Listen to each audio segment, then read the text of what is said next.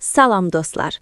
Övladınızın burnu tez-tez axır, ard-arda asqırır və ya keçməyən öskürəyi var.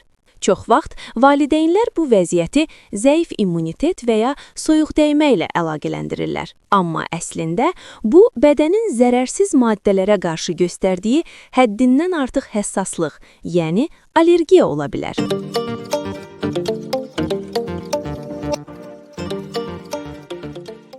Bugün biz allergiyanı sinusit və digər infeksiyalardan necə ayırd etməli olduğumuzu və övladınızı bu allergiya zəncirindən necə qorumalı olduğunuzu öyrənəcəyik. Bir çox xəstə illərlə özünü sinusit xəstəsi hesab etsə də, əslində allergik rinitdən əziyyət çəkir. Gəlin əsas fərqlərə baxaq. 1. Qızdırma. İnfeksiyalarda adətən yüksək qızdırma və halsızlıq olur.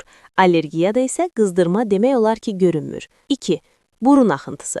Allergiyada axıntı su kimi şəffaf və bol olur. Sinusitdə isə axıntı qatı, sarı-yaşıl rəngdə və bəzən pis qoxulu ola bilər. 3. Qaşınma. Allergiyanın ən bariz əlaməti burun, göz və boğazda yaranan inatçı qaşınma hissidir. 4. Mövsümilik.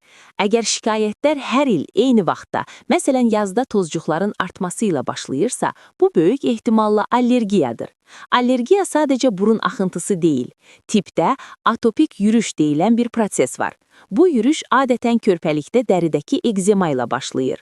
Sonra qida allergiyaları əlavə olunur. Uşaq böyüdükcə isə bu allergik rinitə və nəhayət astmaya çevrilə bilər. Ona görə də erkən diaqnoz və dərinin düzgün nəmləndirilməsi gələcəkdə astmanın qarşısını almaq üçün həyati əhəmiyyət kəsb edir. Bəs nə edək ki, bağışıqlıq sistemimiz səhv həyəcan siqnalı verməsin? D vitamini. Son araşdırmalar göstərir ki, D vitamini çatışmazlığı astma və digər allergik xəstəliklərin şiddətlənməsinə səbəb olur. Probiotiklər.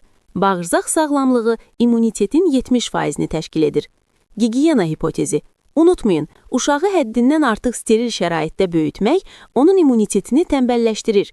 Bağışıqlıq sisteminin məşq etməsi üçün təbii mikroblarla təması vacibdir. Əgər övladınızda ildə 2-dən çox pnevmoniya və ya 4-dən çox qulaq infeksiyası olursa, bu artıq allergiya deyil, ilkin immun çatışmazlığı siqnalı ola bilər. Belə hallarda mütləq mütəxəssisə müraciət edin. Unutmayın, hər asqırıq qrip deyil, hər öskürək isə bronxit deyil. Videonu bəyəndinizsə, abunə olmağı və bu məlumatı digər valideynlərlə paylaşmağı unutmayın. Sağlam qalın.